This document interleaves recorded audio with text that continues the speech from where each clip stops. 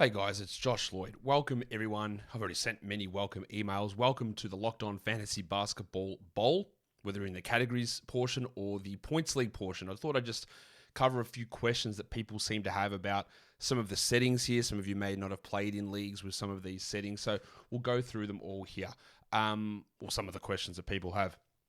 Regarding the injured slots, if you have a player in the injured slot who is no longer injured or IR eligible, you can't make any moves. So you can't change your lineup. You can't claim people off waivers, which we'll talk about soon. You can't do anything. So basically, once they're healthy, you've got to move them back into your starting lineup or drop them. As simple as that. The same way it works on most sites. Waiver claims. Some people have never worked with a FAB system before, which is free agent auction budget. So what it is, you've got $200 for the season. Obviously, it's fake money. You've got $200, and when you want to make a move to your roster, which if your draft is finished, you can do that now. You have unlimited ads until before the season starts, and then it goes down to 4 ads per week. So you have the $200 budget. You see a player out there that you want. Let's say it is whoever, Max Strus. And you go, I want to add Max Strus. So you put a bid on him. You can bid $0, you can bid 1, you can bid 2, you can bid 3. Anyone else in your league, in your 12 teams in your division, they can also decide that they want Max Strus. And then every day it's 1 a.m. Australian time. And so I think that is going to mean that it's 9. It's going to be 9, or at the moment, 10 a.m. East Coast in the States. And that'll turn to 9, obviously, when things change with your daylight saving hours, when that changes. But basically around either 9 a.m. or 10 a.m. Eastern time every morning. That'll process, the system will go through and go, who bid the highest for Max Strus? And they'll get that player. So you can go in and you can stack 5 different waiver ads you want. I want Max Strus, I'm going to put $2 on him. I'm going to put Jamal Cain for $0. I'm going to put Nikola Jovic for $0. I'm going to put Haywood Highsmith for $0. And you can stack them all in there with the same player being dropped each time. And it'll go through, okay, did you get Strus? Well, no, if you didn't. Then you go into the next one. Did you get Kane? If you didn't, then did you get Highsmith? Did you get Jovic? And it goes through the list that way. You can stack 20 ads every day if you want. And if they're all being changed for either the one player or for an empty roster spot, it'll just go down the order until your roster gets full. So that's how the waiver claims add. You can't go in at any other point and just grab players off the wire. Because of the worldwide nature of this competition and the timings of things, every transactions processed the same time every day. Check on the league rule summary page to see what that time is actually in your time zone, because it will default to your time zone. But it's United States East Coast morning. It's very early morning here in Australia, so that'll be like afternoon in Europe when those times process. You get 4 of those ads per week. Let's see what other questions people have. What time of the day? It's 4 a week, it's not 3 a week. It processes around that time. I mentioned that. This is a bunch of questions here. Do the weekly moves limit apply to the 2 playoff rounds? Yes, except when you get into the final free-for-all Battle Royale Royal Rumble round, where it's like all 60 teams against each other, there are no waiver moves that week. There are no moves for the finals. Correct. So that means that the last Saturday night of the division semis is the last time to make a move. Correct. Can you add players from waivers directly to IL? That's a really good question.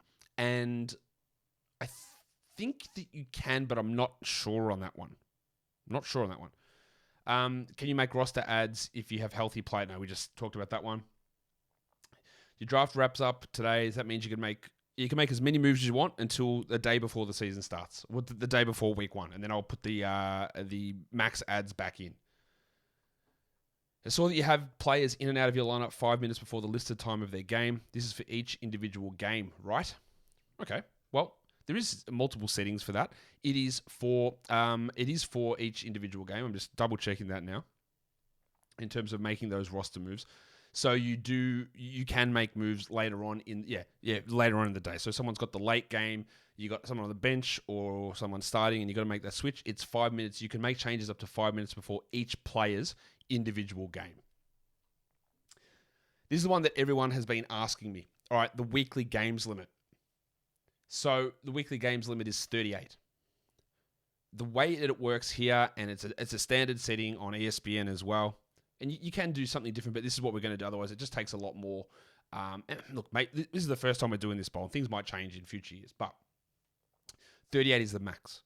But on the day that you go over 38, every game that day counts, and that's it. So if you have 37 games played on Saturday, every game that plays on Sunday then would count. So if you have 5 on Sunday, you go up to 42 games played. If somehow you have a 10-game Sunday, which is unlikely given how small Sunday volume normally is, you could get up to maximum 47 games played. But you might see a situation where you've got 3 games on the Sunday, three players playing on the Sunday, but you've got such overloaded days, like you've got full rosters on Wednesday and Friday and Saturday, that you can actually get to 43 games before Sunday even hits. So you just plan to go over on Saturday, and then Sunday doesn't count for you. So the overriding answer, I guess, is just if you keep yourself to 37, the next day you can go over as many as you can fit on that day. Once you hit 38, all the games for that day counts, and then no more games for the rest of the week. And usually that just means Sunday, but sometimes you might hit over 38 on Saturday. You might get to 42 or something on Saturday, and that would mean that you can't do anything on Sunday. And the other question is here, if I have a player in my lineup on a given day, but he ends up getting scratched last minute, and is a DMP CD, does he count against your game cap of 38? No. He needs to play to count. Even if someone is in your active lineup and their team plays that day, but they do not play, it does not count as a games played. They need to play in the game. They need to get on the court. They need to play in the game.